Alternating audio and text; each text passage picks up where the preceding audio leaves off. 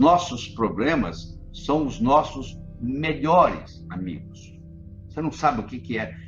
Um problema pode revolucionar a sua vida. Você perdeu o seu emprego, pode fazer você virar empresário, sabia?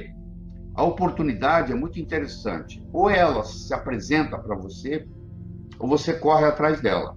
Quando ela se apresenta para você, ela se apresenta na forma de problema.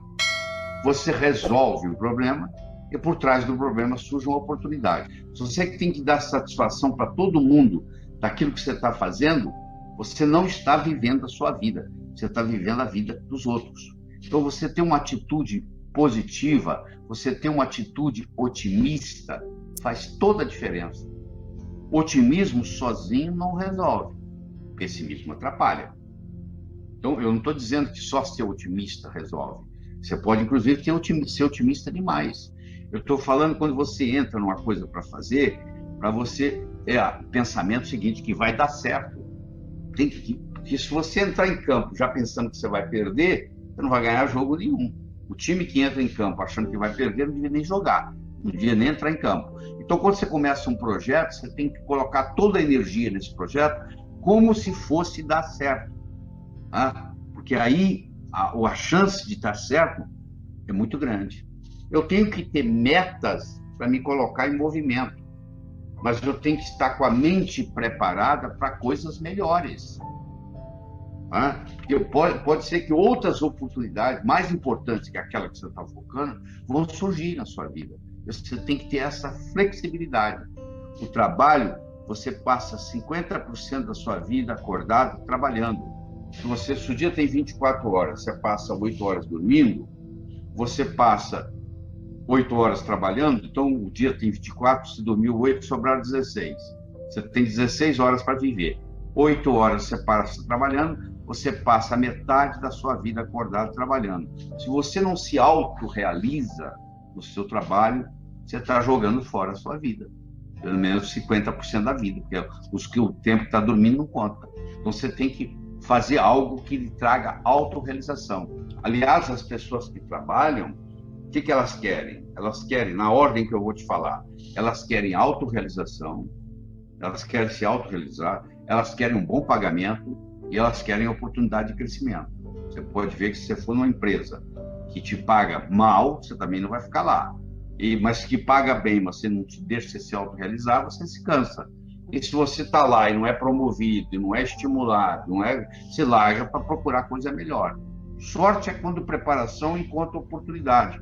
Então, se você não estiver preparado, não adianta nada. Se eu te oferecer você ganhar 20 mil euros por mês para dar aula de alemão na Alemanha, e você não fala alemão, não adianta nada, não vai fazer diferença nenhuma. Então, quando você está preparado e a oportunidade aparece, e ela vai aparecer, porque eu disse para você no começo que ela aparece, ou você correndo atrás dela, ou ela batendo na sua porta na forma de um problema. Então, quando ela aparece, quando junta sorte, quando junta preparação com oportunidade, isso se chama sorte. Ou seja, a sua sorte é construída por você. Essa pessoa que está esperando a deriva acontecer, não vai acontecer nada mesmo, não. Esse aqui é o grande problema. Se você não acredita, pergunte para um fracassado. Ele vai dizer que depende de sorte, por isso que ele perdeu. Tem pintores que descobriram que eram pintores aos 80 anos de idade. Quer dizer, a pessoa às vezes tem um talento que está aí dormente e vai descobrir muito tempo depois. Nunca é tarde para você começar o seu processo, entendeu? Então você tem que usar a sua mente, porque se ela é bem ativada, ela vai ser sempre jovem. Qual o momento de começar? Agora. É agora que você tem que começar. Quando você melhora, você está melhorando. O Napoleon Hill, estudando os milionários, ele chegou à conclusão que 85% dos milionários, antes de serem milionários, eles trabalhavam com alguém. Só que eles trabalhavam com a seguinte atitude: eles trabalhavam como se a empresa fosse deles, eles faziam render como se fosse deles, eles gastavam como se fosse deles, eles administravam a empresa como se fosse deles. O dia que eles abriram a deles, eles sabiam o que é ser dono de empresa. O que a maioria dos funcionários faz? Eu sou apenas um empregado aqui, eu não vou me esforçar. O dia que eu tiver a minha, aí sim. Só que perdeu a oportunidade nesse período de aprender a ser dono de empresa. Então, você está sempre trabalhando para você. Você diz para mim assim, eu não quero mais nada na vida. Eu digo, então está na hora de você morrer. Porque você está aqui para aprender. Aliás, quando você morrer, quando você transcender, quando você mudar o seu endereço cósmico, e quando você chegar lá do outro lado, eles vão te fazer 3 perguntas. A primeira pergunta é a seguinte: o que você aprendeu lá? Isso aqui é uma escola, nós estamos aprendendo. A segunda pergunta é: como que a sua passagem pelo planeta Terra fez um lugar melhor para aqueles que virão depois de você? E terceiro, o mais importante de tudo, eles vão lhe perguntar: você custou mais do que contribuiu ou você contribuiu mais do que custou? Aliás, eu recomendo para você, quando você coloca a sua cabeça no travesseiro para dormir à noite, que você faça a seguinte pergunta para você mesmo: eu custei mais do que contribuí ou contribuí mais do que custei hoje? E esse hoje vai sendo somado, vai sendo somado, vai sendo somado. Hoje, no mundo que nós vivemos, complexo, veloz e incerto, quem corre anda, quem anda está parado. Quem está parado está andando para trás. Ou seja, como o universo se tornou muito mais dinâmico e as próprias escolas não estão preparadas para ensinar os alunos para esse mundo, as escolas estão ensinando para um mundo que não mais existe, que é da era industrial, e nós já estamos na era do conhecimento, já estamos até na era da nanotecnologia, ou seja, já passamos até da era do conhecimento. Então tudo acontece num modo complexo, veloz e incerto. E com isso, o que acontece? Coisa que funcionava antes, não funciona mais. Se eu não tenho uma sistematização atualizada do meu processo, eu vou ficando para trás. Então eu tenho que estar num constante processo de aprendizagem. É o eterno aprendiz. Antigamente você se formava, colocava o seu diploma na parede e o resto da sua vida você vivia em função daquele diploma. Hoje, quando você recebe o seu diploma, aquilo que lhe deu o diploma já ficou obsoleto.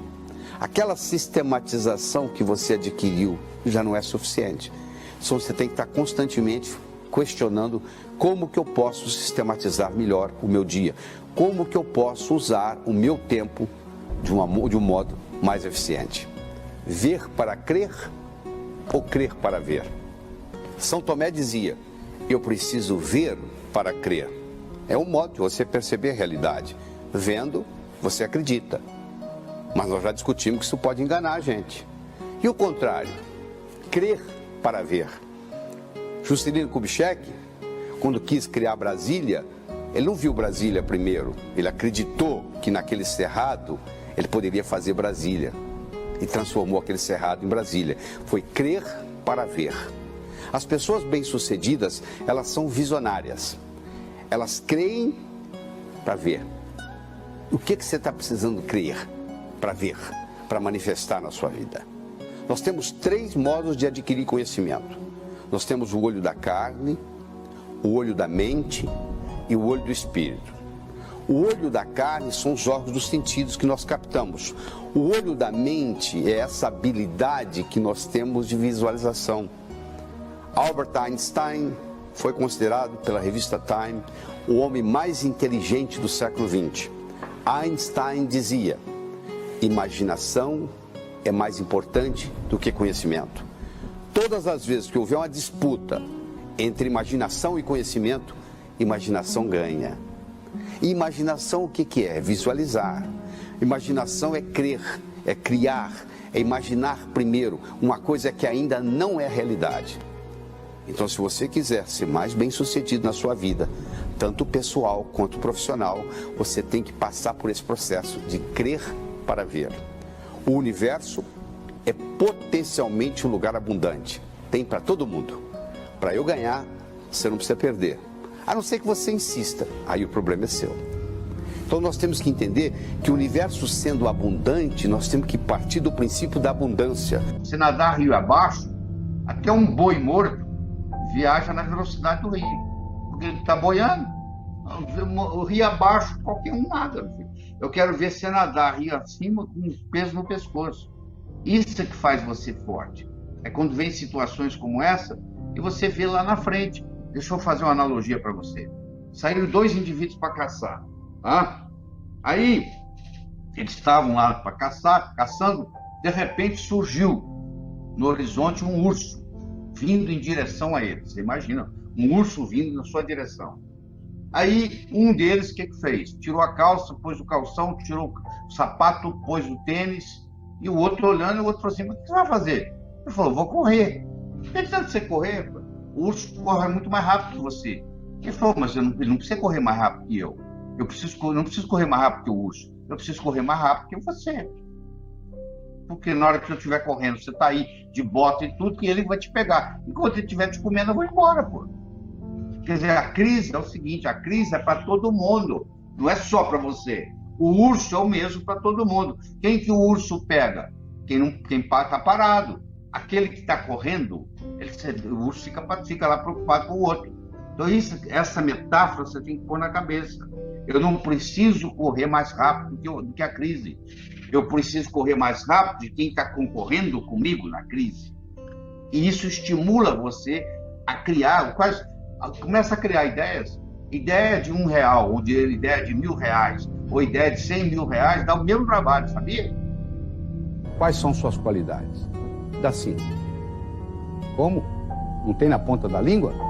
Você vai perguntar para quem? Para o seu vizinho? É nisso que você tem que capitalizar, meu amigo. Você imagina um jarro cheio de bolinhas amarelas e bolinhas azuis. Vamos imaginar que as bolinhas amarelas sejam as suas qualidades e as bolinhas azuis sejam os seus defeitos. O que você tem que fazer é encher esse jarro com mais bolas amarelas. Não se preocupe com as azuis.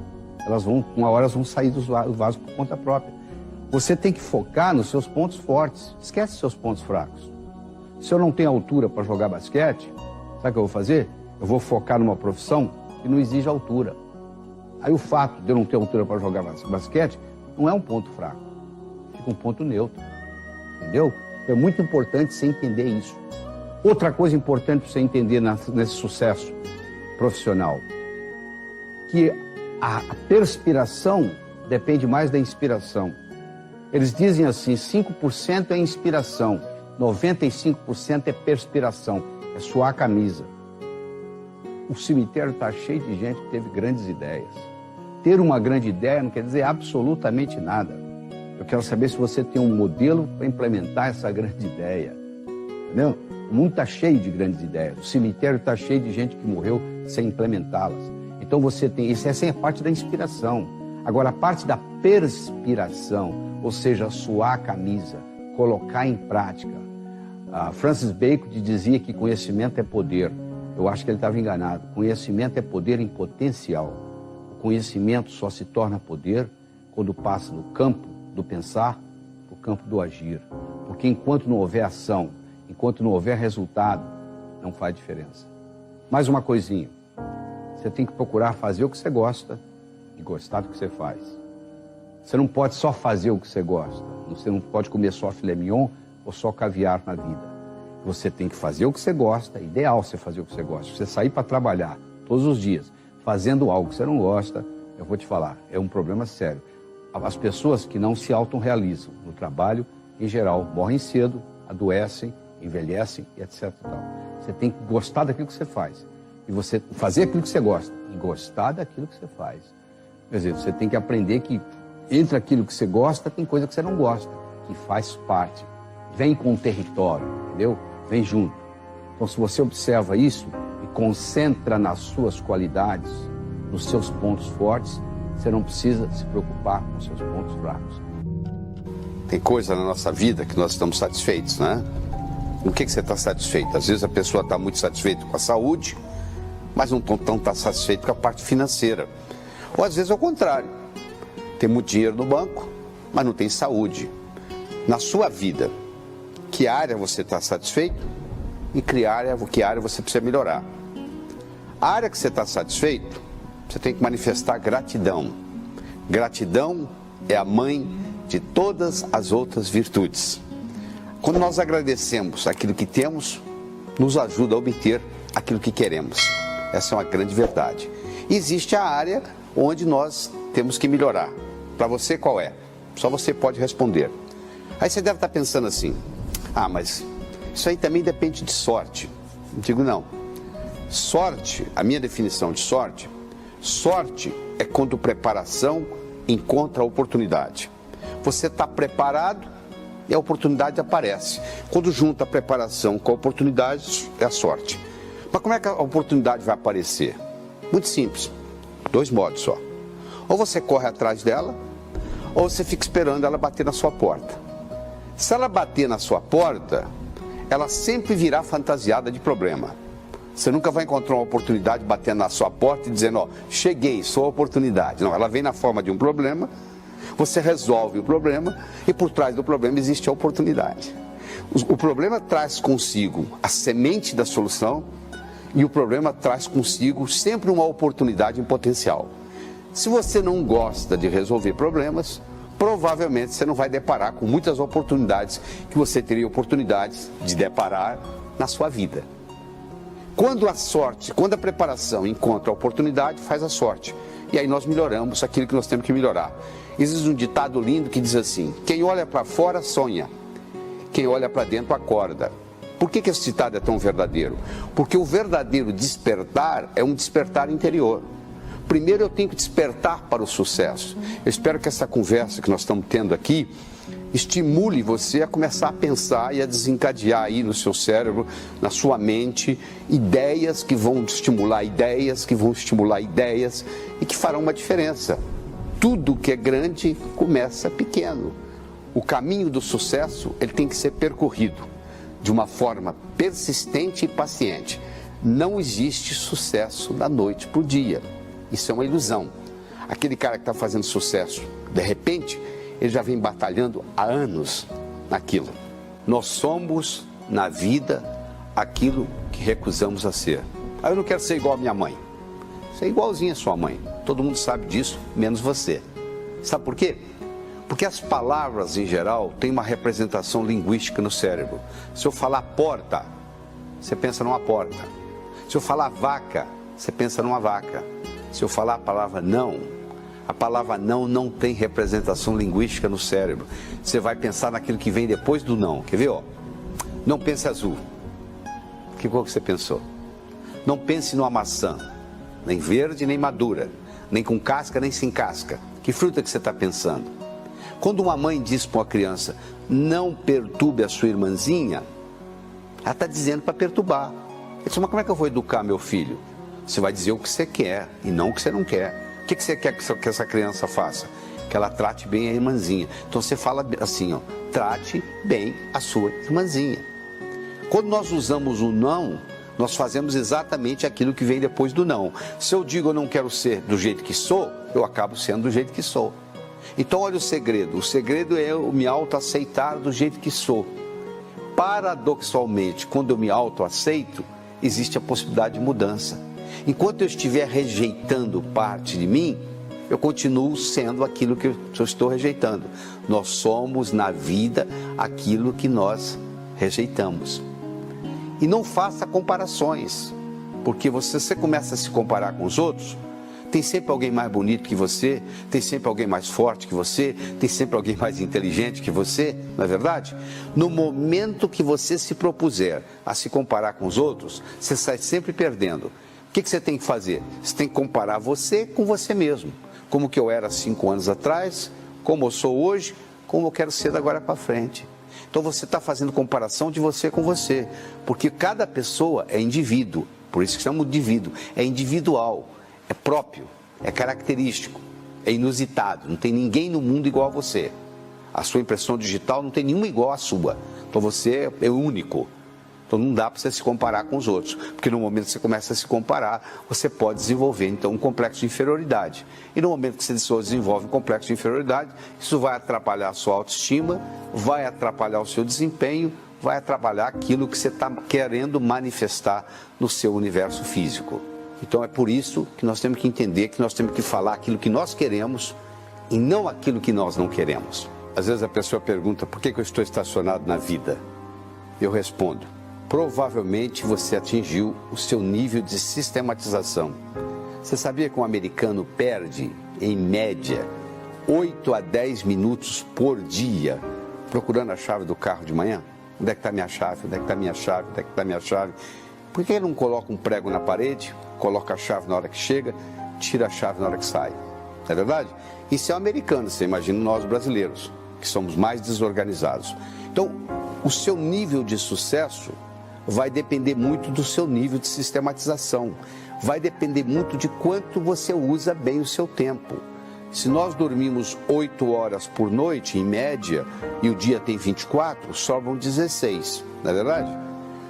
Dessas 16, se você trabalha 8, você passa pelo menos 50% do tempo trabalhando. Então, como é que você administra essas 8 horas? Como é que você faz para poder produzir mais com menos, fazendo mais com menos? O grande segredo está na sistematização.